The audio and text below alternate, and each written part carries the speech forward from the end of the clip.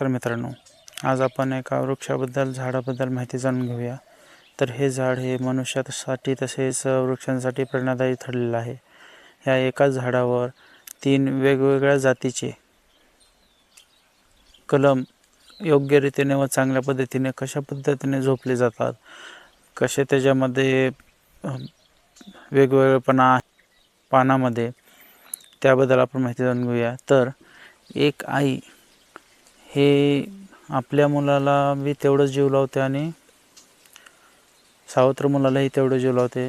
असं एक उदाहरण म्हणजे हे आपलं आंबा या वनस्पतीचे झाड।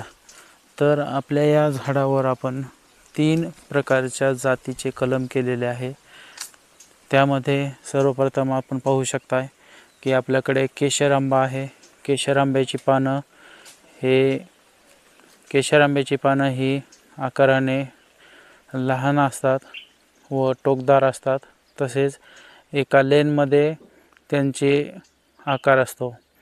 आणि आता पाहू शकता मित्रांनो, आपल्या इथं केशर आंब्याला फळ लागलेलं आहे आणि त्याची साईज साधारणतः 70-80 ग्रॅम एवढी झालेली आहे।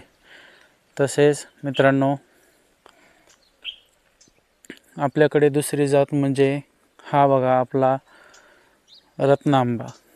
रत्ना नावाची जात आपल्याकडे आहे।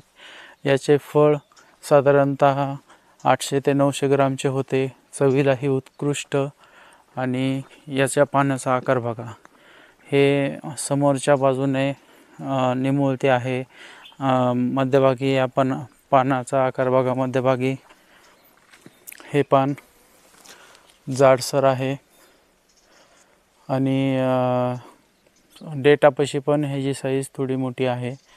तर बघू शकता मित्रांनो, रत्ना या वनस्पतीच्या जे आपण कलम मूळ गावरान आंब्यावर केलेला आहे, ह्याला आत्ता सध्या आज तारीख चालू आहे 1 मार्च। तर 1 मार्चच्या दरम्यान आता हा फ्लॉवरिंग कंडिशनला आहे। आणि तुम्ही बघू शकता शेतकरी मित्रांनो की केशर आंब्याला आपल्या फ्लॉवरिंगची सेटिंग बसून फळ धारणा झालेली आहे आणि ह्याचे फळ साधारणतः 70 ते 80 ग्रामचं झालेलं आहे। तसेच तुम्ही पाहू शकता मित्रांनो, आपल्याकडे सिंधू जातीची व्हरायटी आहे। तर त्याचे पण तुम्हाला एक व्हिडिओच्या माध्यमातून मी तुम्हाला दाखवू इच्छितो। अशा प्रकारे आपल्याकडे 3 वेगवेगळ्या पद्धतीच्या आंब्याच्या जातीचे कलम केलेले आहे।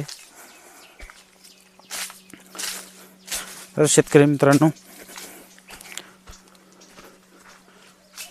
हे बघा, हे सिंधू जातीचे आंब्याची व्हरायटी आहे।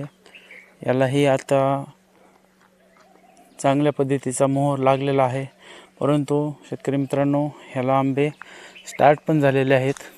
आणि बघू शकताय, ह्याचे आंबे साधारणतः आपल्याला मे एंडपर्यंत मिळू शकतात। तसेच रत्ना व्हरायटीचे आंबे आपल्याला जूनच्या 15 तारखेपर्यंत मिळू शकतात। धन्यवाद।